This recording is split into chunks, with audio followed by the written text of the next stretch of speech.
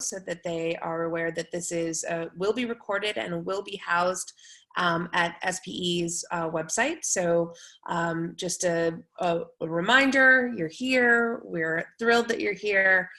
We are hitting that record button, which has just turned on. So hello and welcome.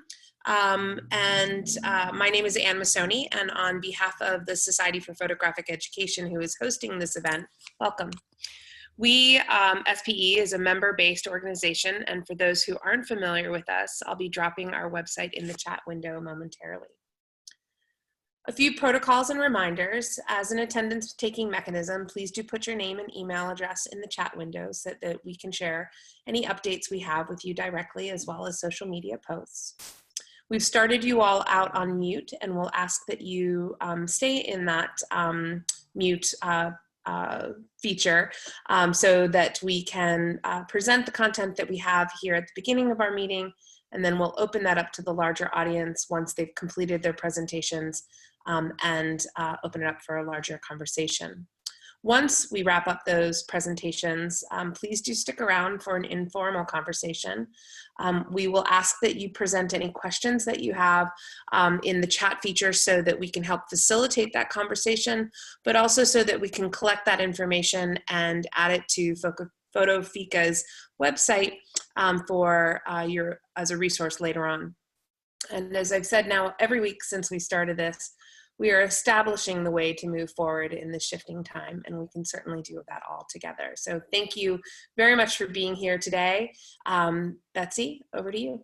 Yeah, yeah, I'm going to take off on that idea of establishing, and I think even in the 3 or 4 weeks that we've been meeting, the ground has shifted in a lot of ways, but also I think we have all learned. We become experts in different things. But one of the things that I've done over the past couple weeks is I've been having a lot of conversations, probably like a lot of people, and Alison Nordtrom jumped in quite early on the Photo Professors page we engaged in a little bit of a conversation, and she's been really generous in offering advice and support. And so I thought would be nice to invite her to come talk. And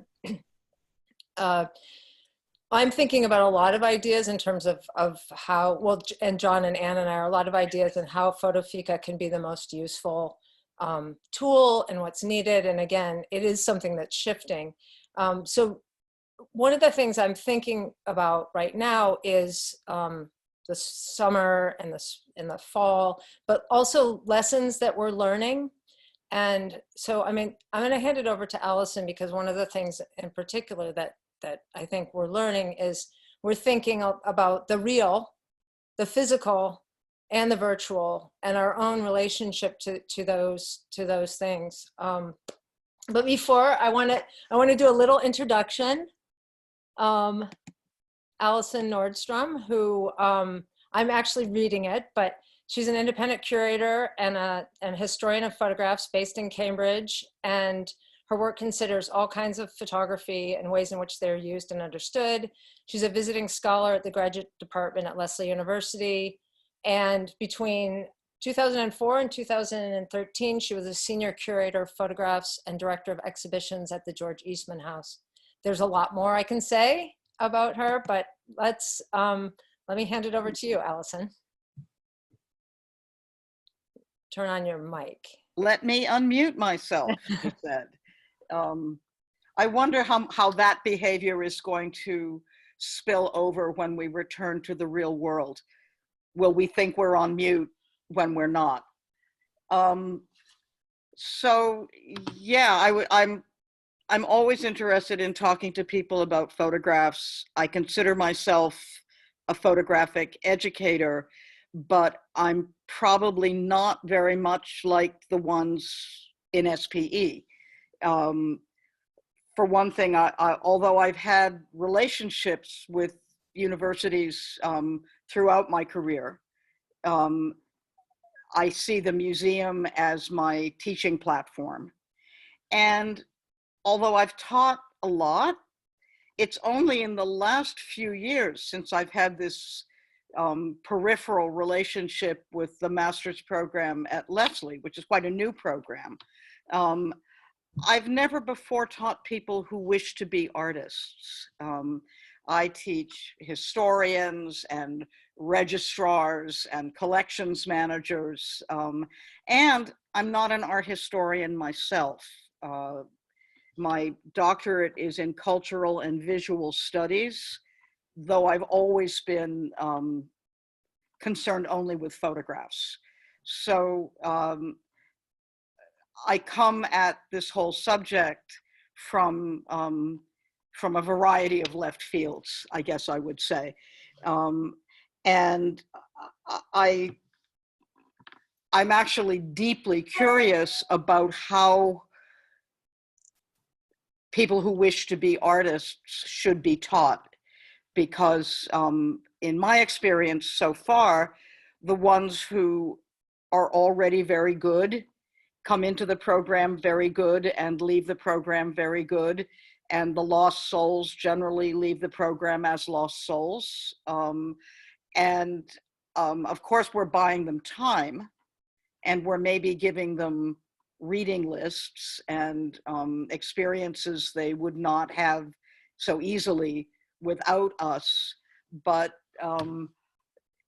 it is quite different, to my mind, from teaching people how to do historical research, for example.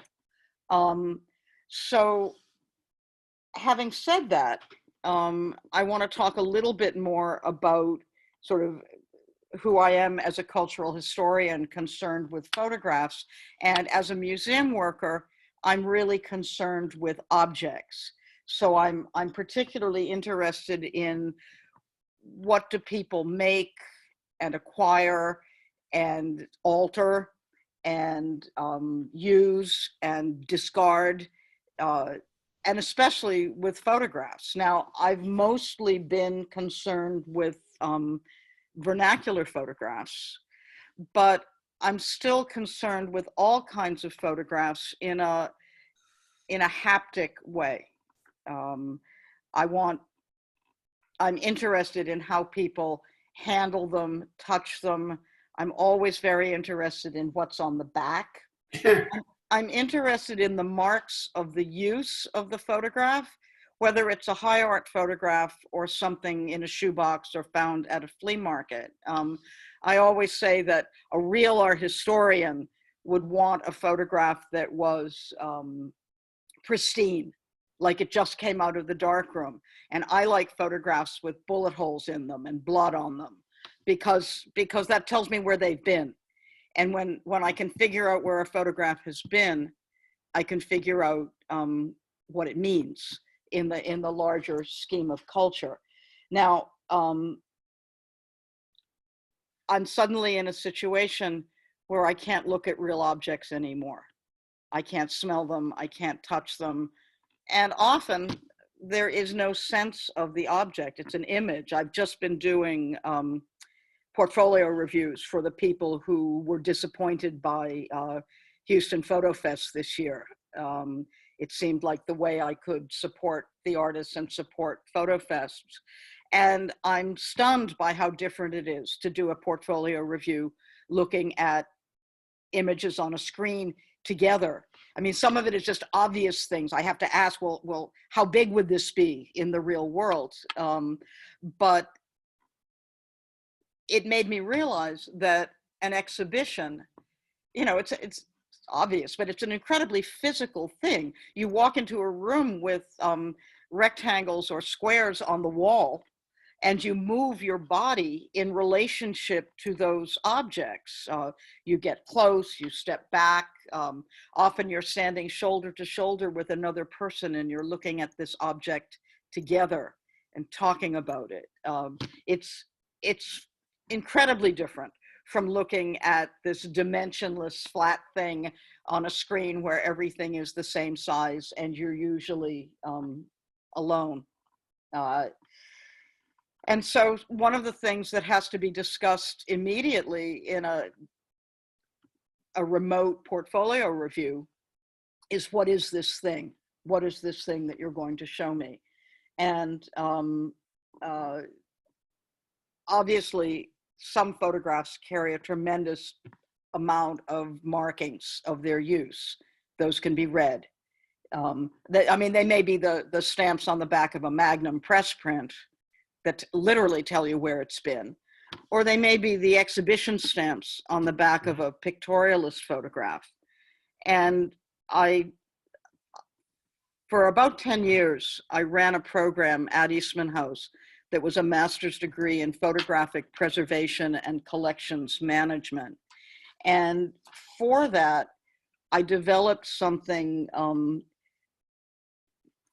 called an exercise with objects, which was a way of thinking about photographic objects.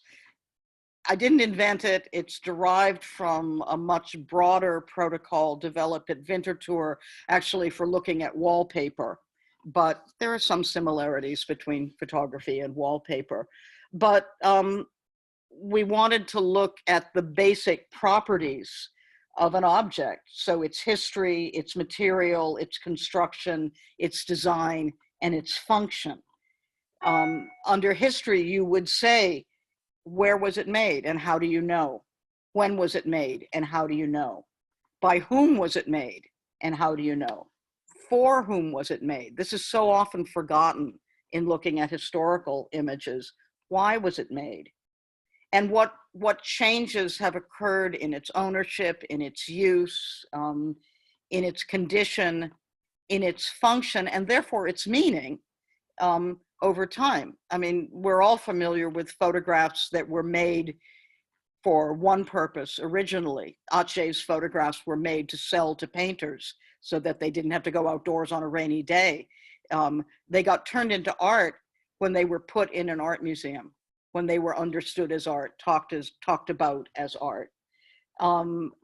Obviously, we can ask questions about materials, about technique. Those are things that even contemporary artists need to be able to do. And I think we do need to look at where we found this photograph. Now, when you're working with people who wish to be artists, it may seem that those questions are less relevant. But I've also been working with a group of conservators, and if you're not familiar with the photographic information record, I'd love to take the opportunity to turn you onto it. This is a form. You can Google photographic information record, and it comes up in something like 23 languages now. It's something that was developed by conservators to interrogate any object that came into a museum collection. And it's done with contemporary work as much as with historical work. A conservator may want to know the batch number on the inkjet cartridge that you're using to produce the print, because if she doesn't ask you that now, that information is going to be lost in the mists of time. And very often, a manufacturer of inkjet cartridges will change the chemical makeup of a particular ink. And the only way you can know is to know when that inkjet cartridge was manufactured. And so the photographic information record also asks things like, we acquired this from you framed. Do you consider the frame an essential part of the work, or could it be reframed for exhibition? It's a way, in a sense, for the artist to control what happens to that work from beyond the grave. But it's something that I think you should at least introduce to your students, because it's grown up, it's professional, and it's if they can start with their record keeping now, they'll have it when they need it 10 years or 20 years down the line.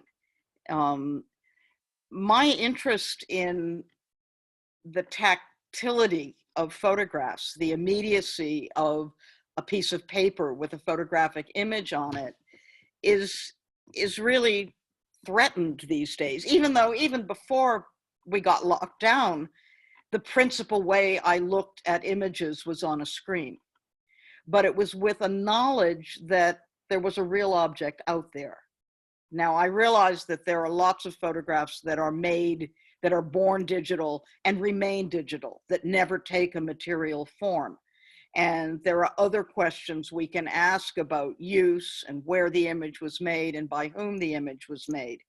But I'm really concerned that one of the things we won't go back to when this thing is behind us, and that's a long list, but one of the things we won't go back to, perhaps, is an emphasis on the materiality of the object. If we've all discovered that we can go to museum exhibitions online, will we still want to go to a building in a remote part of town and give them money and climb up a lot of stairs? I would argue that we should do, and that the object remains hugely important, both because of the maker's intention and because of how we can read a cultural experience from an object over time.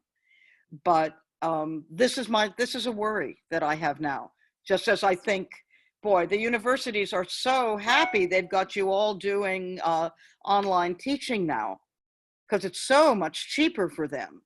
And we know that the experience of going to college doesn't have a whole lot to do with what goes on in a particular classroom, and that there's a human thing that happens to humans when you bring them together.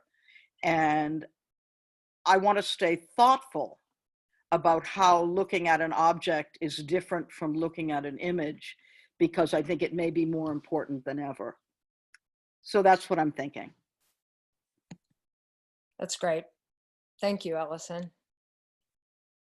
I'm just going to add a little bit to that, because I think as we go forward, and as we're all probably, many of us are going to be put in situations where we're going to have to argue and articulate the differences between the physical experience, the value of those experiences, and also be willing to continue to embrace the possibilities of digital technology and virtual teaching. But I think one of the things I think is going to be really, really important is that we can say this, that we can argue for what we need to argue for.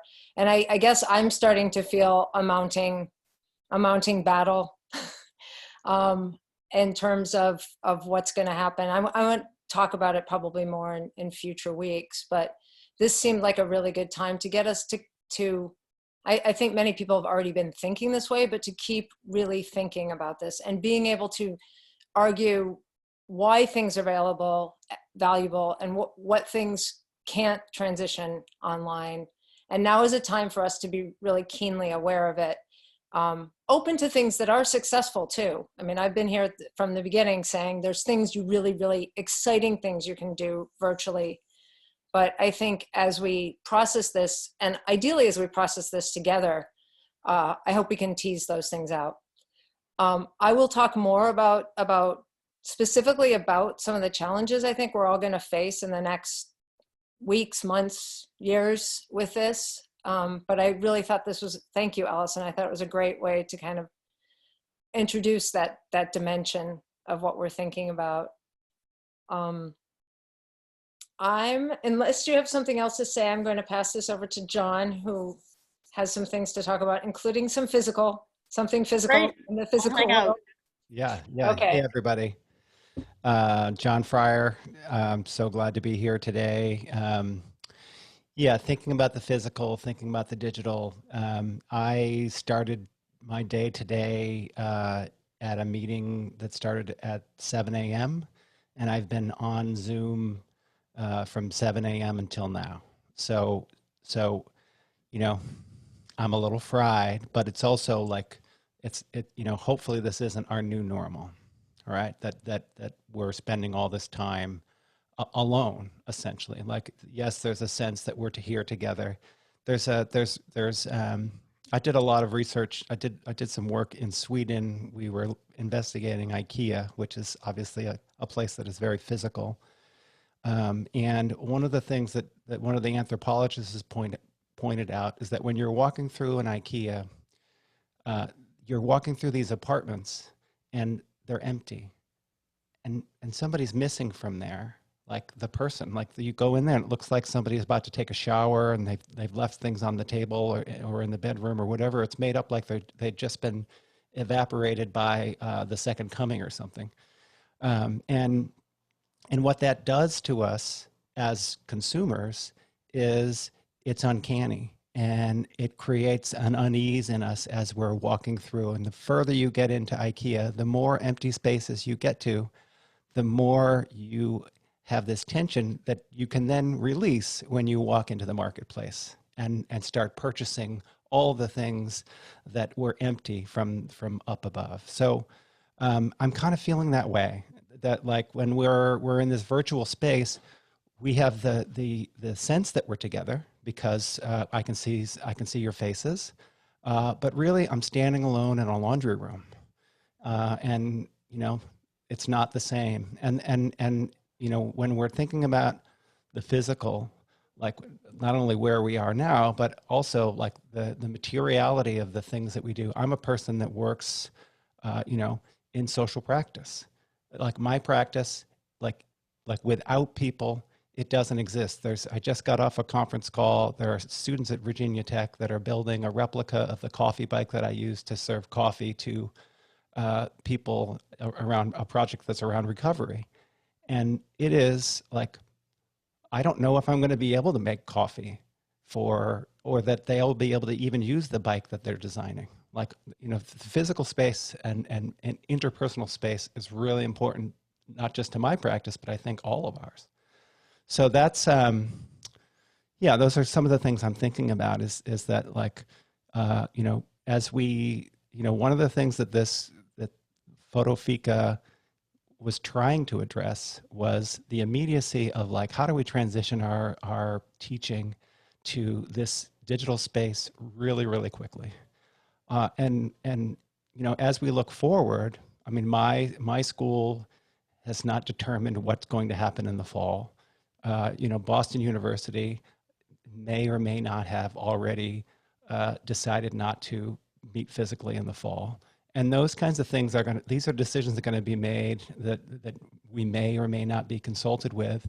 And I think, you know, one of the things that we really have to think about is how can we as educators steer that conversation so that we aren't scrambling in the fall in the same way that we were now.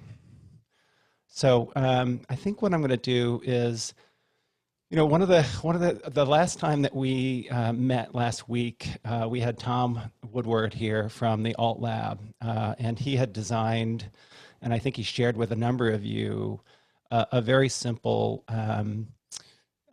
digital exhibition space. So if you haven't already seen that, you know, he can get it to you. I think he's somewhere here in the group here, excuse me. Yeah, but we were talking about ways to celebrate our students, right? So our MFA and BFA students have really been robbed of the physical manifestation of all of their efforts and all of their labor. And they've also, you know, they've also been robbed of their ability to communicate with people, for curators to come and do studio visits or go and see their exhibition. So like, how do we address that? And one way is, okay, so there's lots of different efforts, you know, afoot to create digital exhibitions and, you know, unified exhibitions. I know that is it BFA, MFA 2020? What is that? Thesis Show 2020? You know, so that's going to be out there for our students.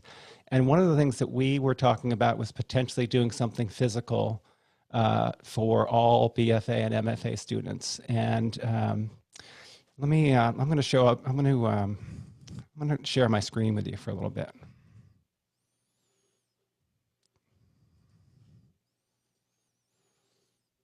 Okay, so I feel like I do this every time. I'm like, oh, let's go to the internet. FotoFika, we've been working on adding little bits of this and that. Like there's less, we're adding less to it because it's almost like we've accomplished the main mission, which was to get everybody up and running. And now we have to figure out what else we're going to do. Another thing on the physical front is I added an assignment that I used in Photography is Magic called Photography is Physical.